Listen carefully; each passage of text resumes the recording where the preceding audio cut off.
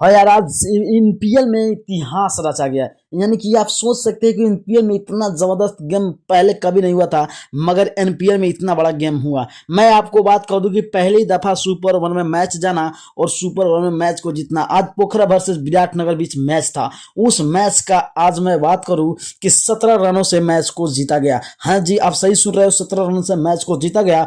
उसमें विराटनगर की अगर परफॉर्म का बात करें तो भाई 139 रन 7 विकेट गंवा के 20 ओवर में टारगेट दिया गया, जिसमें लोकेश मम का भूमिका 16 में 26 रन बनाया गया।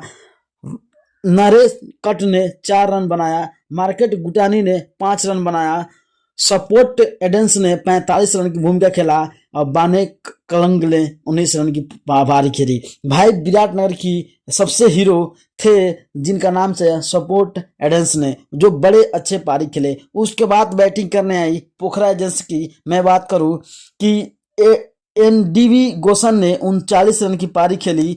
दिनेश करेल ने 11 बॉल में 11 रन की पारी खेली।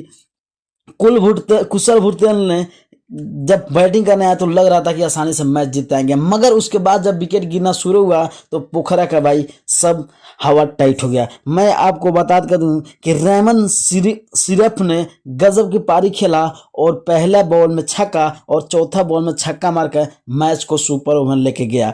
मगर इतना ही नहीं, सुपर ओवर में जब मैच गया तो संदीप लामेछा ने विराटनगर से बॉलिंग फेंकने आए और रेमन रिफन ने बैटिंग करने आया और पहले बॉल छक्का मारा, दूसरा बॉल बीट, तीसरा बॉल बीट और चौथा बॉल में भी छक्का मारा और एक चौका मार के, यानी कि मैच तो पहले ही जीत हासिल कर दिया था। मगर इस मैच में मैं बात करूं कि विराटनगर को बहुत बुरी तरह से हार हुआ और पोखरा वंश ने मैच को जीत लिया। तो आप लोगों को क्या लगता है कि आप लोग एक बार कंग्रेचुलेसन जरूर लिखना पोखरा के लिए। अगर नए हो तो चैनल को सब्सक्राइब करके जाना, लाइक करके जाना। ओके बाय, मिलता हूँ नेक्स्ट वीडियो में।